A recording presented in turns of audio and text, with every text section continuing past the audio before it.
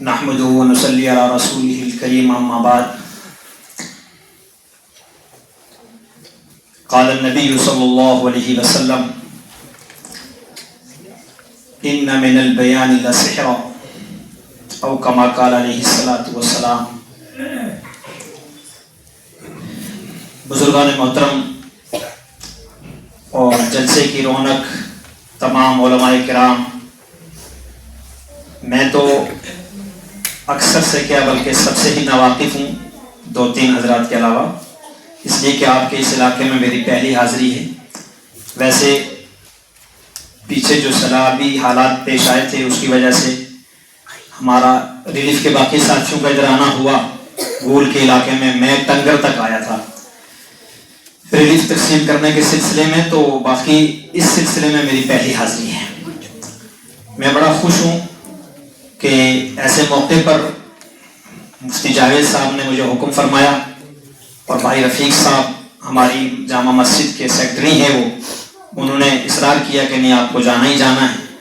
فجر پڑھ کے میں وہاں سے چلا اور الحمدللہ وقت پر بخیر و عافیت یہاں ہم لوگ پہنچ گئے.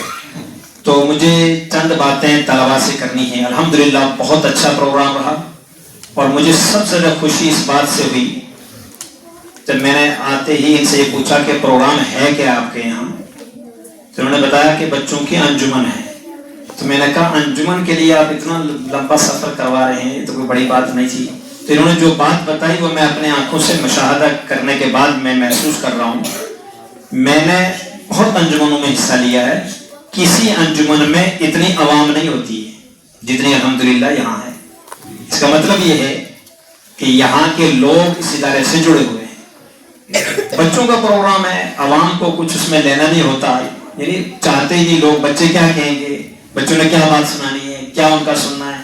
لیکن یہاں الحمدللہ آپ حضرات مدرسے کے تعلق کی وجہ سے یہاں اکٹھے ہو گئے اور پھر آپ کا اس مدرسے کے ذمہ داروں سے ایسا ربط ہے کہ الحمدللہ اتنا بڑا مجمع اس دعوت کا یہاں بچوں کی انجمن میں بھی شریک ہوا. تو بڑی خوشی ہوئی الحمدللہ.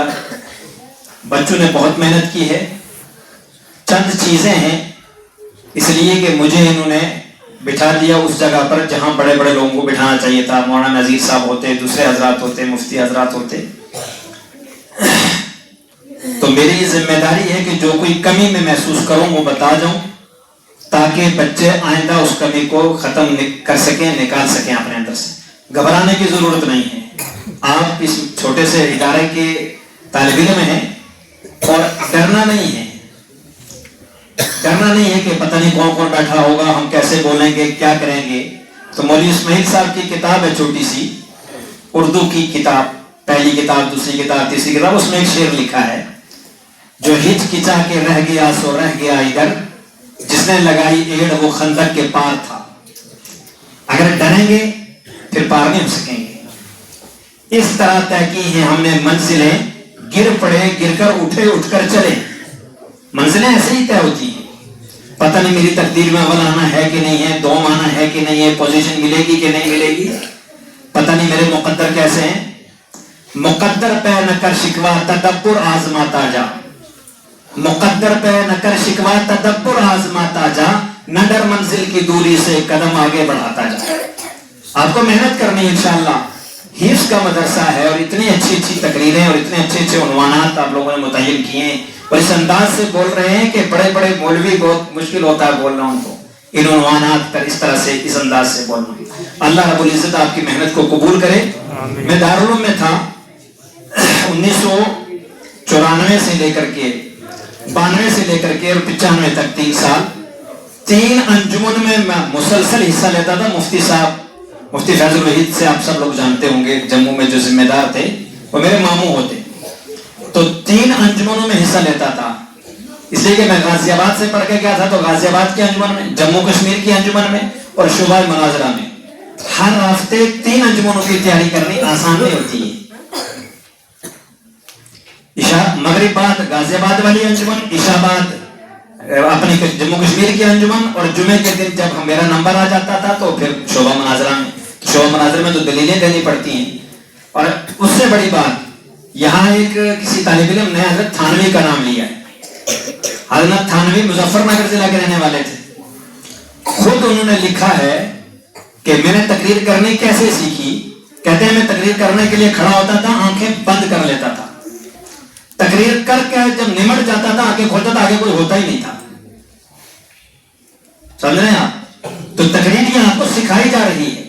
البتہ اس میں تھوڑی سی آپ کو محنت کرنے کی ضرورت ہے کہ حضرت آپ کے یہاں ماشاءاللہ مفتی جاوید صاحب ہیں, اتنے بڑے آدمی ہیں, ان سے آپ تصحیح ضرور کرواتے رہیے. کوئی لفظ مذکر کہاں بولنا ہے, مؤنث کہاں بولنا ہے, واحد کہاں بولنا ہے, جمع کہاں بولنا ہے, اس چیز کی ضرورت ہے اس کو. دوسری بات, مسابقاتی پروگرام تھا آپ کے یہاں, تو کم سے کم میرے لیے تو ٹھیک تھا اس اعتبار سے کہ میں نہ کسی طالب علم کو جانتا ہوں, نہ اس کے باپ کو, نہ اس کے گاؤں کو جانتا ہوں, لیکن ہو سکتا ہے دوسرے حکم حضرات جانتے ہوں. تو مسابقاتی پروگرام میں نہ طالب علم کا نام لیا جائے, نہ اس کی جگہ بتائی جائے کہ یہ کہاں کا ہے. جو مقابلے کا پروگرام ہوتا ہے, کمپٹیشن کا, اس میں نہیں نام بتایا جاتا, نہ اس کا نام بتایا جائے گا, نہ اس کی جگہ کا کہ وہ رہنے والا کہاں کا ہے. کیوں؟ اس لیے کہ میں تو نہیں جانتا تھا, مجھے نہیں پتا, لیکن جو جانتا ہو ممکن ہے دوسرے لوگ جانتے ہو کہ اس نے اس کو نمبر اس لیے دیے کہ وہ فلاں کا بیٹا ہے یا فلاں جگہ کا رہنے والا ہے. اور میں آپ کے اس کو دلیل دے رہا ہوں کہ عقل کنواں میں مسابقے میں ہم لوگ شریک ہوئے تھے. مفتی صاحب بھی بحیثیت حکم ساتھ تھے, ہمارے 7-8 آدمی ہم یہ جموں سے گئے تھے. مفتی صاحب کو اس وقت کے جو مسابقے کے ذمہ دار ہوتے تھے, آل انڈیا مسابقہ ہوتا تھا, انہوں نے فائل دیا کر کے آپ کو ایسے ایسے فلاں جگہ پر فلاں سیٹ پہ بیٹھنا مسابقے کے لیے. میں پاس میں جا کے کھڑا ہو گیا, ان حضرت نے مجھے ہٹا دیا کہ ہم حکم صاحب سے بات کر رہے ہیں, آپ کو یہاں کھڑے ہونے کی اجازت نہیں ہے. یہ چیزیں پوشیدہ رکھی جاتی ہیں. ہاں جب رزلٹ ہوگا پھر بتایا جائے گا فلاں کا بیٹا فلاں جگہ کا رہنے والا ہے. اگر مسابقاتی پروگرام ہے, نہیں ہے تو کوئی مسئلہ نہیں, پھر تو کسی کا بھی. جن لوگوں نے, جن بچوں نے تقریر کی, اس میں سے ایک جو بچہ تھا نمبر 10 پر جو آیا, جس کا عنوان تھا نماز جمعہ. میں نہیں جانتا ہوں, میرے ذہن میں نہیں ہے اس کا نام کیا تھا, اس میں تو لسٹ میں لکھا ہوا تھا نام. وہ جب تقریر کر رہے تھے یہ طالب علم, تو اس کی نظر صرف ڈائز پہ تھی. یہ جو ڈائز جس کے اوپر کھڑے ہو کر تقریر کر رہے ہیں, یعنی ڈائز ادھر ہی صرف دیکھ رہے تھے وہ. اور باقی بعض بچوں نے بہت اچھے انداز سے تقریر کی, پورے مجمع کو مخاطب کیا ہے. انداز یہ ہونا چاہیے. بچوں کو سمجھا رہا ہوں, یہ بڑوں کا مسئلہ نہیں ہے. بچے یہ انداز اختیار کریں کہ سامنے والوں کو سمجھائیں. اگر ہمارے دل میں یہ آ گیا کہ ہم سامنے والوں کو سمجھائیں گے, پتہ نہیں کیا ہو جائے, کچھ نہیں ہوگا, کچھ نہیں ہوگا. آپ کو یہ انداز آ جانا چاہیے. اسی طرح سے ایک شاید 17 نمبر کا جو مصاحب تھے, ان سے چھوٹی سی یہ غلطی ہو گئی کہ انہوں نے خطبہ ہی نہیں پڑھا. تقریر شروع کرنے سے پہلے خطبہ پڑھا جاتا ہے, سب پڑھ رہے تھے, بھول گئے ہوں گے, دھیان رہے کہ ان کو خطبہ بھی پڑھنا چاہیے تھا. اور ایک طالب علم ساتھی یہاں آئے اور انہوں نے صحابہ کی منقبت پیش کی تھی. اس میں جو ہمارے ناظم صاحب تھے, سیکرٹری تھے, انہوں نے کہا کہ یہ نعت نبی سنائیں گے. منقبت میں اور نعت میں فرق ہے.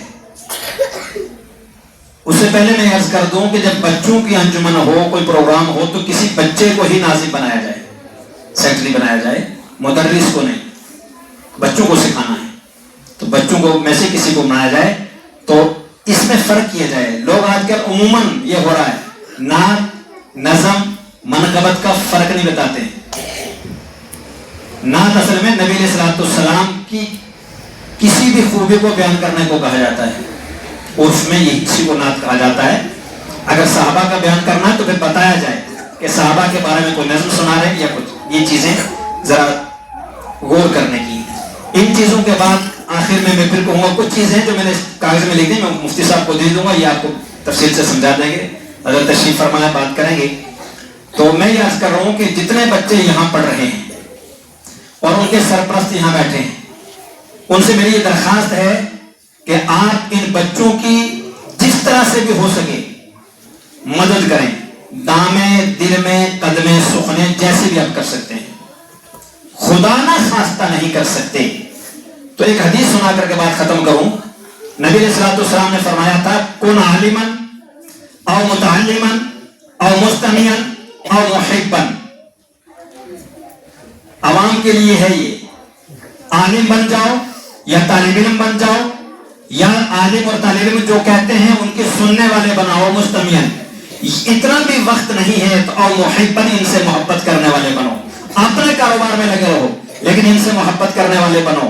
فلا تکن خامسا، پانچویں مت بننا، فتہلک، ورنہ برباد ہو جاؤ گے. پانچویں نہیں بننا ہے. ان سے خود عالم بنو، خود متعلم بن جاؤ، سننے والے بن جاؤ. کچھ نہیں کر سکتے، ان سے محبت کرنے والے بنو. اور یہ بھی نہیں ہو سکتا تو چپ چاپ اپنے کاروبار میں رہو. ان کی یہ پانچواں ہے کون؟ پانچواں وہ ہے جو ان عالموں کی، مفتیان کرام کی، قراء حضرات کی، طالب علموں کی مخالفت کرتے ہیں، ان کی توہین کرتے ہیں. اور یہ کریں گے تو کیا ہوگا؟ تو کی بات یہ ہے کہ حضرت شیخ نے لکھا، حضرت تھانوی نے لکھا کہ جو تمہارا مر جائے ایسا، جو علماء کی مخالفت کرتا تھا، مدرسوں کی مخالفت کرتا تھا، جو ایسا مر جائے، قبر کھود کے پھر کسی دن دیکھنا اس کا چہرہ قبلے سے گر چکا ہوگا. جو لوگ قبروں میں مردوں کو اتارتے ہیں ان کو پتا ہے کہ مردے کا چہرہ قبلے کی طرف کرتے ہیں اس وقت. فرمایا قبر کو اکھاڑ کے دیکھنا قبلے سے گر چکا ہوگا. اور اس سے بڑی فضیلت ان کی کیا ہوگی کہ نبی علیہ السلام فرمایا تھا انما بعثت معلما، مجھے معلم بنا کر کے بھیجا گیا ہے. اللہ رب العزت مجھے بھی اور آپ سب کو بھی کہنے سننے سے عمل کرنے کی توفیق نصیب فرمائے. کافی دیر سے آپ لوگ بیٹھے ہیں، تھک گئے اس لیے بات